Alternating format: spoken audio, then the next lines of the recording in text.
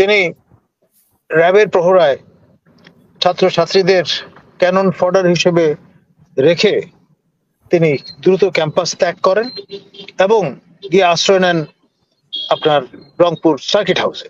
সেখানেও নিরাপদ বোধ করেননি তিনি, তিনি চলে গেছেন সেনা ছাউনিতে এবং সেখান থেকে তিনি তার সস্ত্রীক চলে যান সৈয়দপুর এয়ারপোর্টে বিজিবি এসকর্ট। সেই থেকে তিনি ঢাকায় অবস্থান করছেন।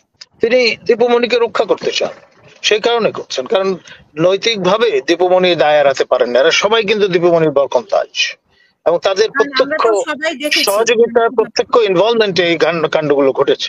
দেখুন, মূল কারণ হচ্ছে দীপুমণি সাবেক শিক্ষামন্ত্রী এবং একেবারে ইনার কিচেন ক্যাবিনেট যেটাকে বলে সাবেক প্রধানমন্ত্রী শেখ হাসিনার, তার অন্যতম কাণ্ডারি ছিলেন দীপুমণি। এবং দীপুমণির লেসপেন্সার যারা বেগম রোকেয়া বিশ্ববিদ্যালয়ে আপনার বঙ্গবন্ধু পরিষদের সেক্রেটারি, তারপরে অধিকার সুরক্ষা পরিষদের নেতৃবৃন্দ, তাদের কারণেই কিন্তু আবু সাইদ মৃত্যুবরণ করেছেন বা জীবন উৎসর্গ করেছেন।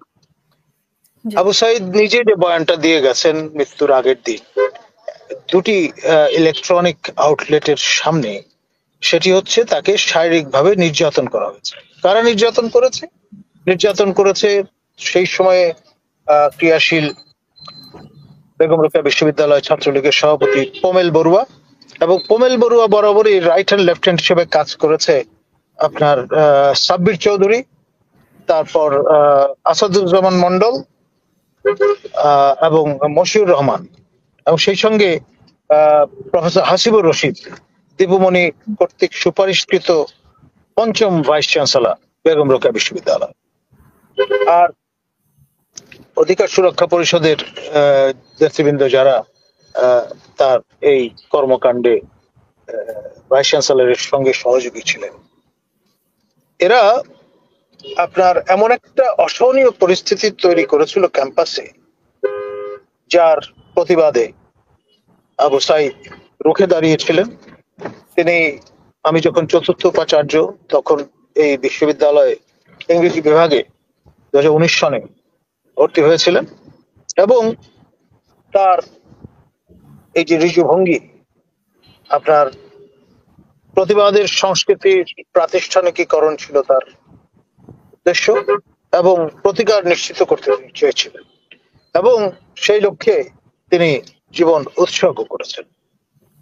আপনার তৎকালীন পঞ্চম উপাচার্য দীপুমণির ঘনিষ্ঠ সহচর প্রফেসর হাসিবুর রশিদ, তিনি র্যাবের প্রহরায় ছাত্রছাত্রীদের ক্যানন ফডার হিসেবে রেখে তিনি দ্রুত ক্যাম্পাস ত্যাগ করেন এবং গিয়ে আশ্রয় নেন আপনার রংপুর সার্কিট হাউসে।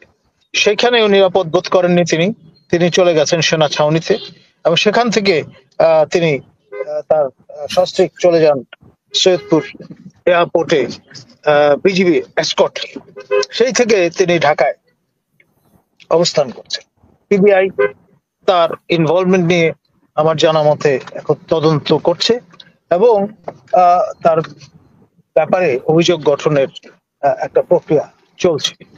তারই নিযুক্ত যিনি প্রক্টর ছিলেন সেই সময়, শরীফুল, তিনি গ্রেপ্তার হয়েছেন এবং 3 দিনের রিমান্ড মঞ্জুর হয়েছে তার অনুকূলে। এবং আসাদুজ্জামান মন্ডল এবং আপনার মশিউর রহমান, তাদের প্রত্যক্ষ তত্ত্বাবধানে আপনার এই শরীফুল প্রক্টর, তাদের প্রত্যক্ষ তত্ত্বাবধানে আপনার আবু সাইদ খুন হয়েছে।